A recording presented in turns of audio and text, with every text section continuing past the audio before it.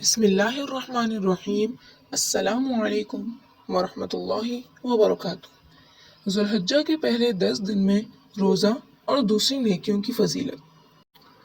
حضرت عبداللہ بن عباس رضی اللہ تعالی عنہ سے روایت ہے کہ آپ صلی اللہ علیہ وآلہ وسلم نے ارشاد فرمایا، ذوالحجہ کے ابتدائی 10 دنوں کے مقابلے میں دوسرے کوئی دن ایسے نہیں جن میں نیک عمل اللہ جل شانہ کو ان دنوں سے زیادہ محبوب ہو۔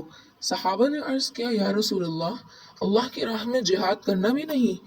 آپ صلی اللہ علیہ وآلہ وسلم نے فرمایا، اللہ کی راہ میں جہاد کرنا بھی نہیں سوائے اس مجاہد کے جو اپنی جان اور مال لے کر جہاد کے لیے نکلا ہو اور پھر کسی چیز کے ساتھ واپس نہیں آیا، یعنی شہید ہو گیا۔ بخاری۔ اللہ پاک ہم سب کو عمل کرنے کی توفیق عطا فرمائے، آمین یا رب العالمین۔